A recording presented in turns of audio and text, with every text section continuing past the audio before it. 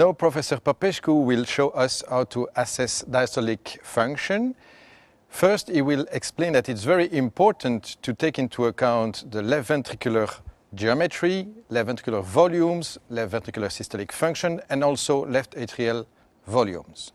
Then he will move through all the different diastolic function parameters and show us how to assess them in the clinical practice. And finally, he will look at the filling pressures and how to evaluate them with echocardiography. I will talk to you today about the assessment of left ventricular diastolic function, a topic which is of great interest in clinical practice. The key point is that as we do not have a single parameter reliable enough to tell us everything about LV diastolic function, we need to do a comprehensive examination whereby combining information provided by different techniques, we can get a thorough assessment of the level of LV diastolic function and of the filling pressures. So the examination will start by looking at the structure of the heart and by assessing important parameters such as the mass of the left ventricle and the size of the left atrium, because these structural changes support very much the diagnosis of left ventricular diastolic dysfunction when they are increased. They also represent criterion to be used to make the diagnosis of heart failure with preserved ejection fraction an increasingly recognized and prevalent entity. So it is very important that we have a good ECG tracing, because many of the things that we'll measure will need to be concorded with the ECG tracing, and this is very important for the timing of events and for all the measurements. We will start by doing a parasternal view and looking at the thickness of the LV walls and of the cavity, because this will allow us to calculate left ventricular mass based on the thickness of the walls of the left ventricle and on the diameter of its cavity, and the level of the size of the left ventricular mass will then be indexed to the body surface area of the patient, and based on the value that we get, we know that the patient has a normal LV mass or whether there is present left ventricular hypertrophy. As I said, when present, this is an argument favoring and supporting the diagnosis of diastolic dysfunction together with the other signs which we will talk about later. The size of the left atrium is a very important parameter. We can already look at this from the parasternal long axis view, but this only shows us the anteroposterior diameter, which we know that it is underestimating the true size of the left atrium. So the recommended parameter is measuring left atrial volume from the apical views, because the measurement of left atrial volume reflects in the best way the size of the left atrium. The background of using the measurement of left atrial size as a parameter of left ventricular diastolic function is the fact that the left atrium is in contact, in direct continuity with the left ventricle during the diastolic phase. So whenever there is increased pressure in diastole in the ventricle, this will reflect backwards into the left atrium, and the left atrium will react by increasing its size. What is important about the volume of the left atrium is that it not only reflects the severity of diastolic dysfunction, but it also reflects the chronicity of the disease, because the size of the left atrium doesn't change overnight, and as it has been said, the volume of the left atrium is in a way the glycated hemoglobin of diastolic dysfunction, because it reflects not only the instantaneous increase in LV pressure, but it reflects the chronicity of the disease. How we practically do it? We start from an apical 4-chamber view, well acquired, trying to avoid foreshortening. We freeze the image and we select the frame which is immediately before the opening of the mitral valve. That means the frame where the size of the left atrium is maximal, and then we measure the volume of the left atrium by tracing the walls, and the recommended parameter is left atrial volume measured by the area length method. You see we got a volume of 48 milliliters in absolute value, which for a patient who has 2 square meters body surface area means an indexed LA volume of about 24 milliliters per square meter, which is exactly within the normal limits in a normal subject. Of course, we can also measure the volume of the left atrium in the 2 chambers as well, and then we may calculate the biplane volume of the left atrium in order to be more accurate. We can also use the 3-dimensional volume of the left atrium, which was shown to be a more accurate measure of the size of the left atrium. After having assessed the structural part of the heart, looking at LV mass and looking at the size of the left atrium, we move on, and the first step by using Doppler echocardiography is the recording of the mitral inflow. This is also historically the first parameter that was used for the assessment of LV diastolic function. It has the advantages that it is widely available and it is reproducible. How do we practically do it? First of all, we need to use the 4-chamber view, and we put on the color Doppler in order to see the way the flow propagates into the ventricle. Then we place a cursor inside the flow as parallel as possible, because we will use Doppler and we need to observe the Doppler principle. And then we place a sample volume, which can be 2 to 3 millimeters in size, between the tips of the mitral leaflets, and we record the spectrum that we obtain. We can get something like that, and we have in a patient in sinus rhythm, we have 2 waves. The first one is called the E wave, and it is the early filling wave, which therefore relates with the level of left ventricular relaxation, while the second one is called the A wave, from the atrial contraction, because this is given by the contraction by the booster pump function of the left atrium. You can nicely see in this tracing the relationship between the electrical activation of the atrium, which is given on the ECG by the P wave, and then after the electrical activation you see the mechanical contraction, which is recorded as the A wave.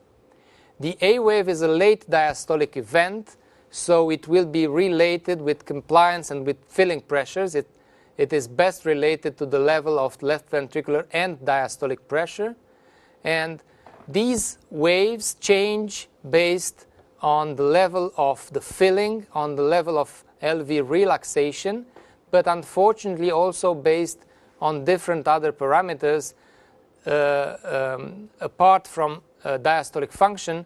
So sometimes the interpretation of mitral inflow in isolation can be challenging, because we can have a normal pattern or a pseudo-normal pattern. In other words, both look identical, but one is normal and the other is abnormal. In order to differentiate between these two, we need to use additional methods. So the assessment, the Doppler assessment of diastolic function, starts with the recording of mitral inflow, and based on the pattern that we get, we have the well-known classes of diastolic dysfunction. the first degree of diastolic dysfunction is called impaired relaxation.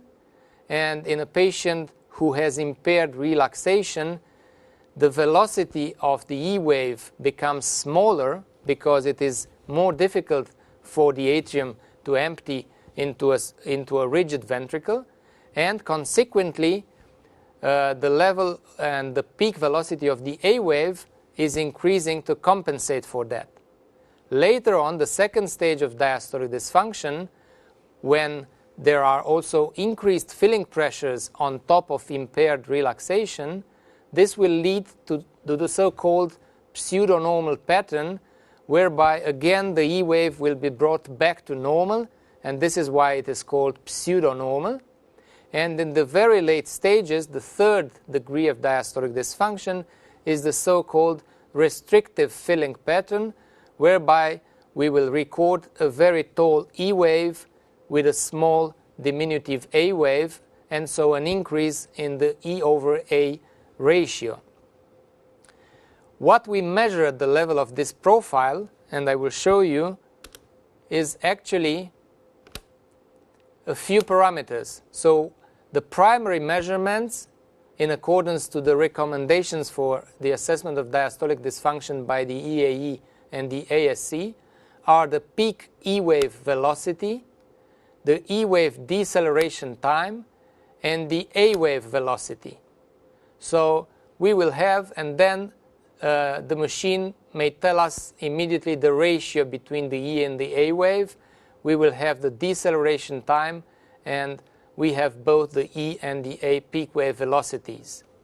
There are some other parameters at the level of the mitral inflow that can be utilized for the assessment of diastolic function, most notably the duration of the mitral A wave.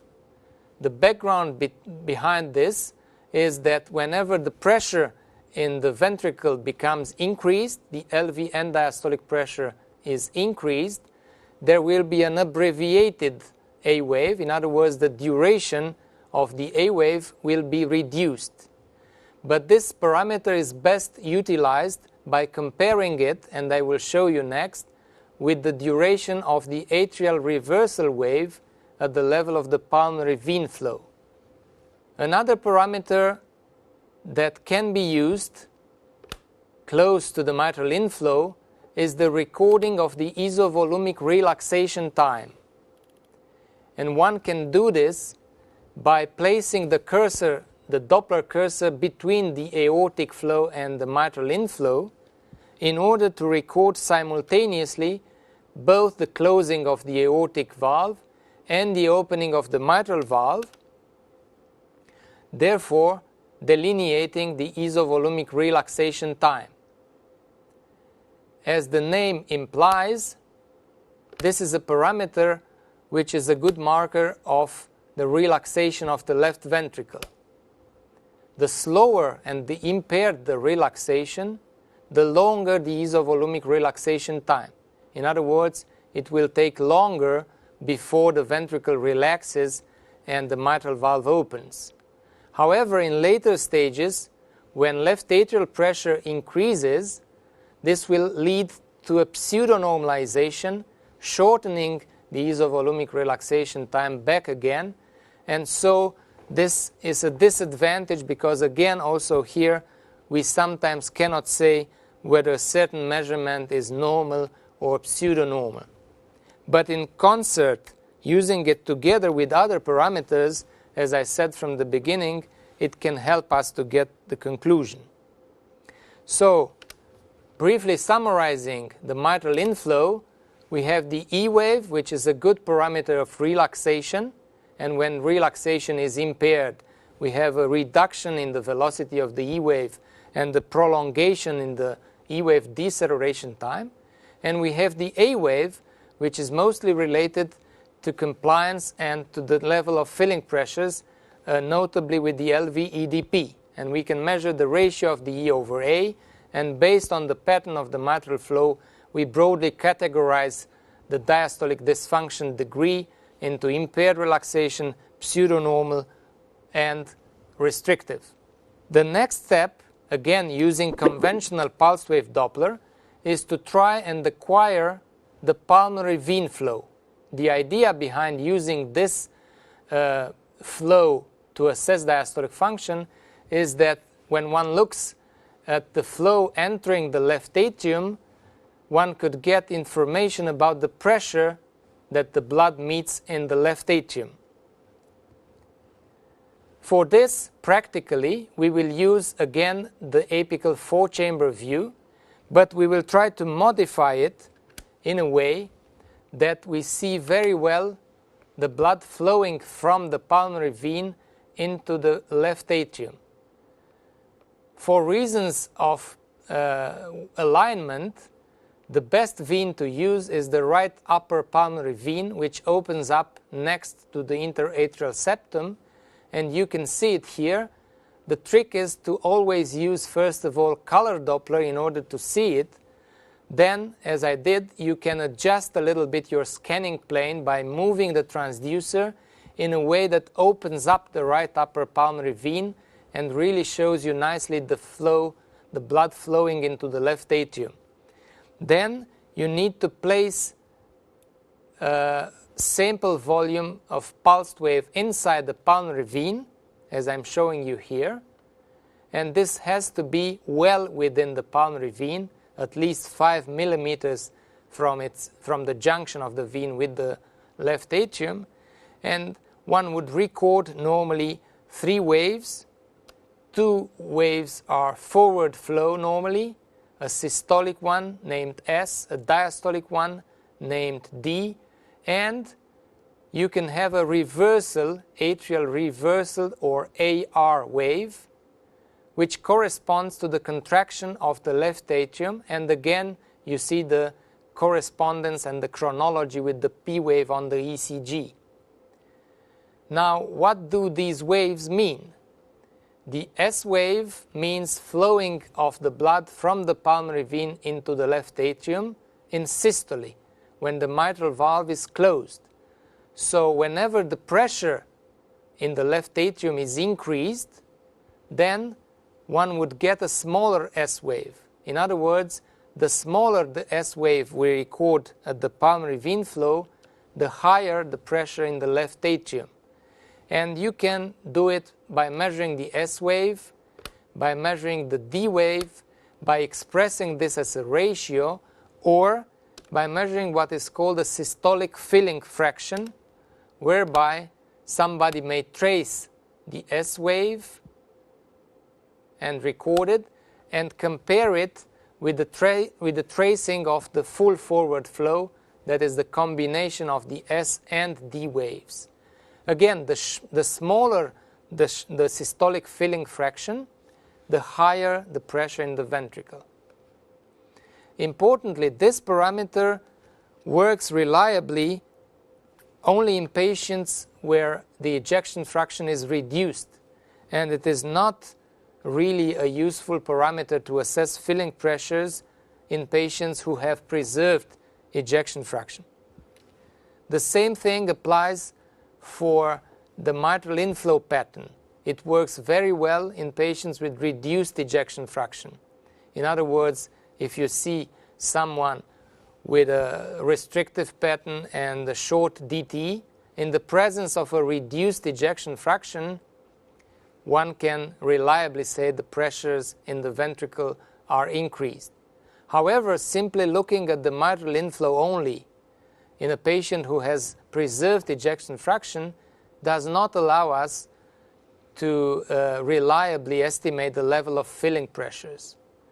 So obviously another important thing that I didn't mention, when one looks to begin with at the structural aspect of the heart, of course we also need to assess the level of the ejection fraction, even if this is a systolic parameter and not a diastolic one, because based on that, some of the diastolic parameters will work better or not so well. Coming back to the pulmonary vein flow, the third wave that we discussed about is the AR wave, and it is this tiny wave that you can see here. Okay? Now, I told you that the duration of the mitral A wave is an important parameter, and it is very important to compare in the same patient the duration of the mitral A wave with the one of the pulmonary vein AR wave. The idea behind this is if we think what happens when the left atrium contracts. When it contracts, it can eject blood either forward into the ventricle or backward into the pulmonary vein. Therefore, whenever the pressure in the ventricle is increased, it will eject preferentially more back into the pulmonary vein where the pressure is low. So the duration of the AR wave will increase in comparison with the duration of the mitral A wave. Therefore, by simply measuring the duration of the atrial waves at the mitral flow, and you can measure it, and you can see in our patient here it was 159 milliseconds, and if you compare this with the duration of the AR wave, which is 143, you will see that in this case the duration of the mitral A wave is longer, which means that it is a good suggestion that the pressure in the left ventricle is normal. Importantly, this parameter, namely the difference between the durations of the AR wave and the mitral A wave, works also in patients who have preserved ejection fraction. And this is important to remember because we do not have so many parameters to assess filling pressures in patients who have preserved ejection fraction. We will now move to newer methods, actually not so new any longer, but newer compared to the most conventional ones that we talked until now. And I would like to spend a few minutes to show you how to do the tissue Doppler assessing, which is very popular because it is, again, widely available, it is reproducible, and it is feasible to perform. In other words, we can record it in basically every patient. What we will do for that, again, we start from the apical four-chamber view, and this time we focus on a single wall. We can start by looking at the interventricular septum, and we place the tissue Doppler color first, reducing the width of the screen to get a good resolution, and then we place a sample volume of pulsed wave Doppler within the basal segment of the septum so that it stays within the myocardium throughout the cardiac cycle, and we record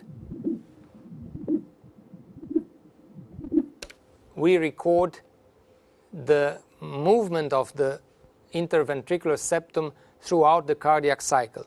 Obviously, we will have a systolic wave, which is positive because in systole the annulus moves towards the apex, which is relatively fixed. And then, again, in a patient in sinus rhythm, we will have two waves. The first wave in early diastole, which is called E prime, and is related to the level of myocardial relaxation, and the second wave in late diastole, which is called the A prime wave, and we call them prime in order to differentiate them from the respective mitral flow waves. Now, the important thing is by measuring the peak velocity of the myocardial motion in early diastole, in other words, the E prime, this will be a parameter well related with how fast the ventricle is relaxing. And in a normal young guy, we will have a high velocity of motion. In this case, it's 13 centimeters per second.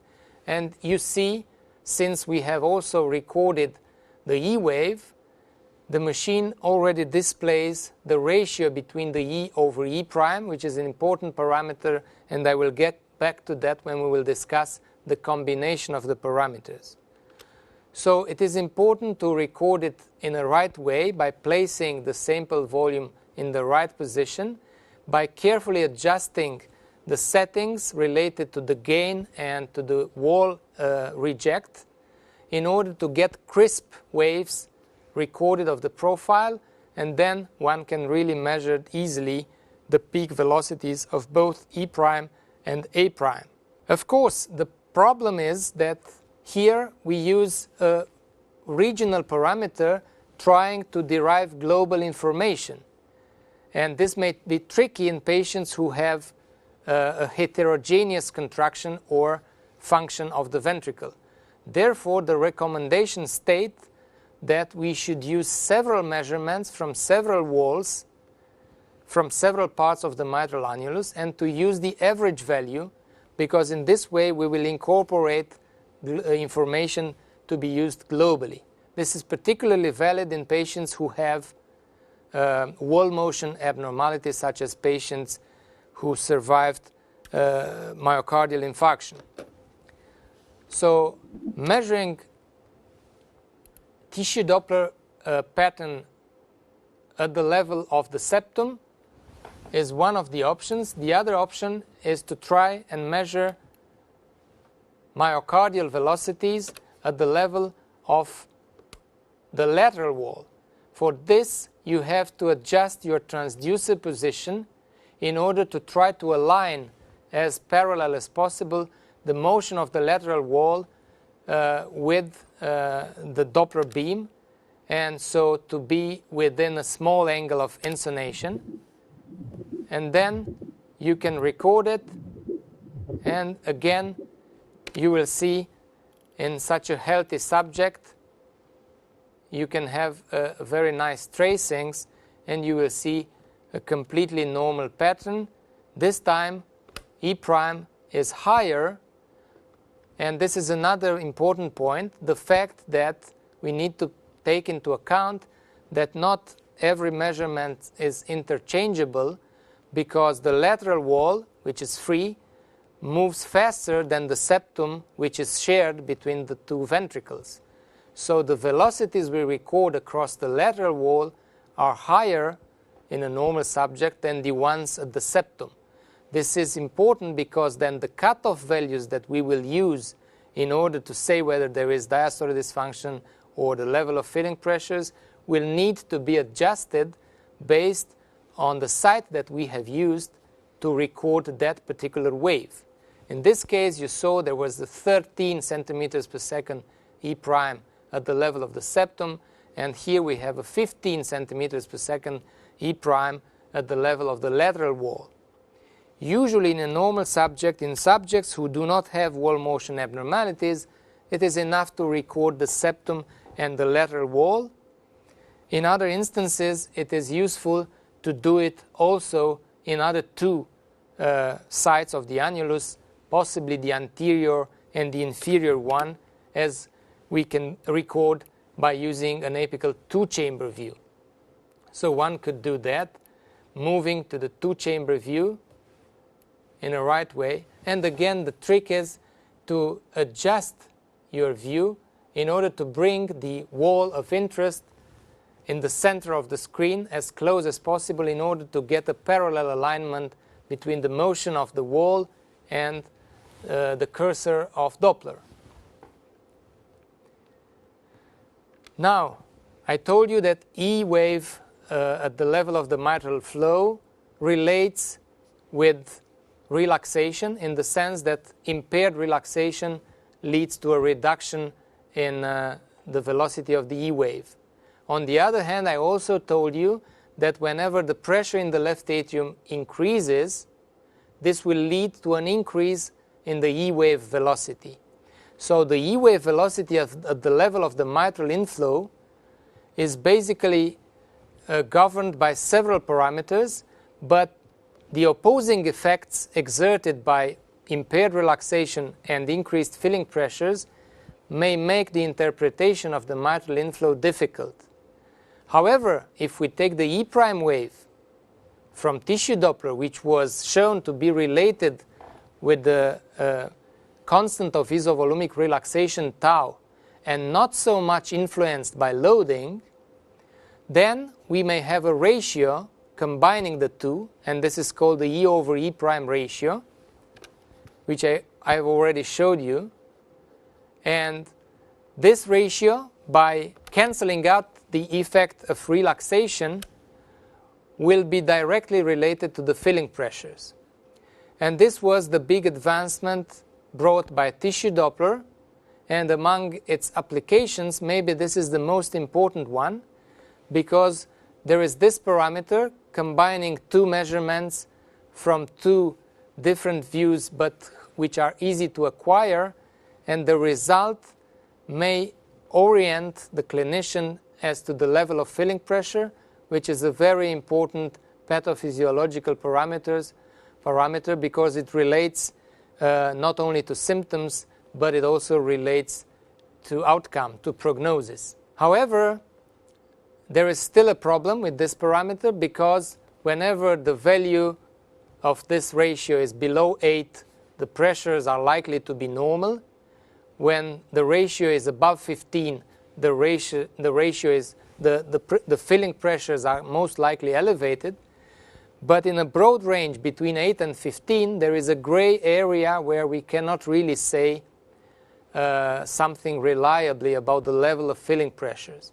And it is in that particular area that we need additional information to add on top of that if we are to figure out the level of filling pressures. The filling pressures are a very important parameter in the assessment of diastolic function because they represent the final common pathway across the progression of diastolic dysfunction, irrespective of the initial etiology.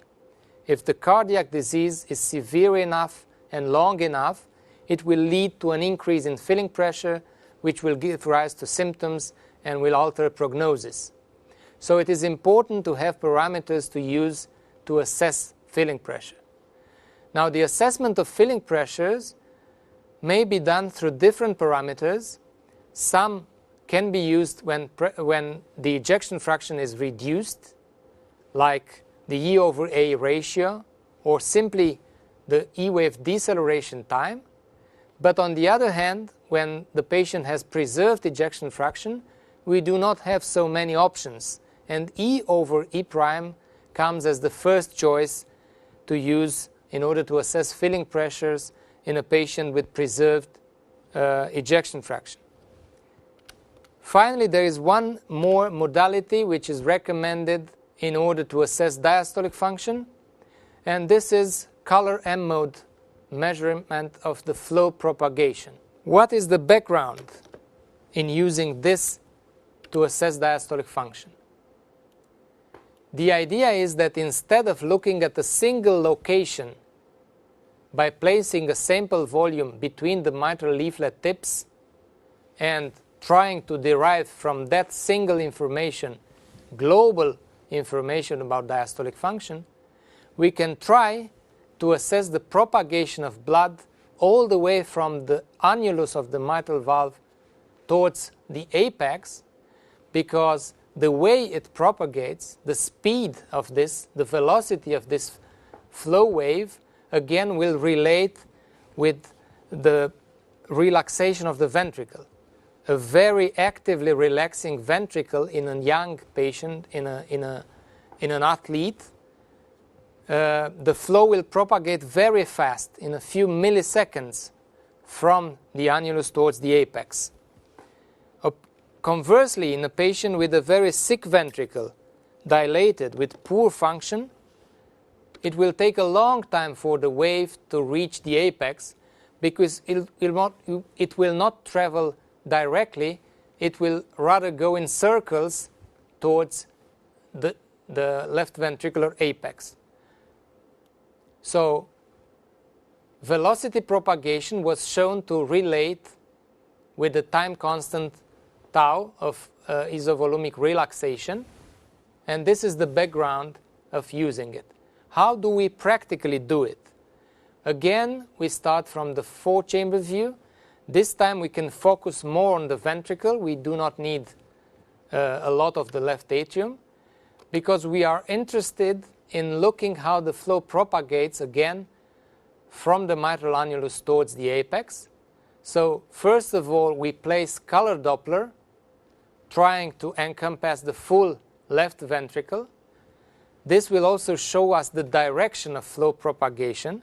So we can align a Doppler cursor parallel with the direction of propagation, and on top of that we will press the M mode button. And we will get something like that, which shows us basically the way the blood flow propagates in early diastole from the mitral annulus, which is here, you can see it closed in systole and opening in early diastole, towards the apex, which is here at the top of the screen. Now, you can simply measure the slope of this flow propagation, and this is actually VP. How can you do that? You can select from the measure button the slope caliper, and you can really assess this, and you see the normal value in a normal subject should be above 50, and the higher, the better the relaxation. In this young subject normal function, it is 65. And the trick is to try and get a linear interface between the color and the no color. And if this is not really possible, we can play with the baseline by adjusting the baseline in order to change the aliasing velocity and to get a linear flow, a linear slope that sometimes is easier to measure. Limitations relate to the fact that sometimes in small ventricles the flow propagation can be normal despite the fact that relaxation is abnormal. And of course there is a wider variability, so the reproducibility is not as good as for tissue Doppler or for the mitral inflow. Again, this parameter, the VP, in this case it was 65, can be used in combination with the mitral E wave in the same respect, in the sense that if someone combines a parameter related to both filling pressures and relaxation with one which is mainly related to relaxation, the effect of relaxation cancels out, and we have a ratio called E over VP, which should be related directly with filling pressures.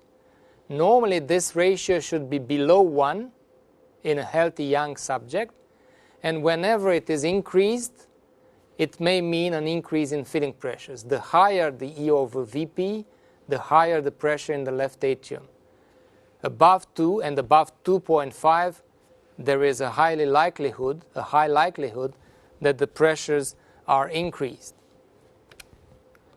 Finally, again, moving a little bit from the left side of the heart, we need to remember that whenever we have diastolic dysfunction, significant diastolic dysfunction, this will give consequences on the right heart as well.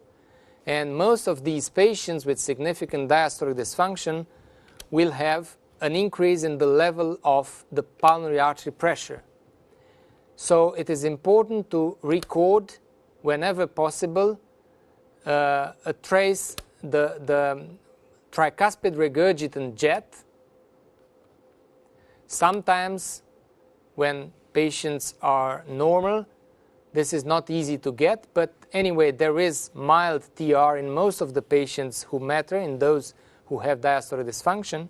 So you can see we can find it in several views. Sometimes we find it in the right ventricular inflow tract, sometimes in a modified 4-chamber view. Then we align the cursor with the direction of the TR jet, and then you can have the spectrum of tricuspid regurgitation. Here is a faint signal because there was really very mild TR. And then if you measure it in this normal subject, it is a gradient of 17, which together with the pressure in the right atrium will give us a totally normal pulmonary artery systolic pressure of around 20. So I would say that we need to combine all the information. We start by looking at the heart structure. We assess left ventricular ejection fraction to know how to use our parameters. Importantly, we assess left ventricular mass by measuring the wall thickness and the cavity diameter of the left ventricle. Very importantly, we assess the size of the left atrium by measuring left atrial volume and indexing the measurement to body surface area. And then we move to the parameters acquired by Doppler. And we have mitral inflow, we have pulmonary vein flow. We can combine those by looking at the differences in duration of the A wave. We then have tissue Doppler, which is very important, and the importance of measuring VP by color M mode became progressively lower because most of the information we get from it can actually be gathered from the others. However, in a difficult patient where we really are borderline and are not sure what the level of diastolic dysfunction degree and severity of increase in filling pressure is, we can use VP as an additional parameter which may sometimes be very helpful. Finally, also importantly, we try to assess the level of pulmonary artery pressure because we know that in patients with significant diastolic dysfunction, most of them will have some degree of increases in the level of pulmonary artery systolic pressure. So to conclude, you see that it's very important to have an integrative and comprehensive approach of diastolic function. And moreover, we have to take into account the clinical context and also the loading conditions.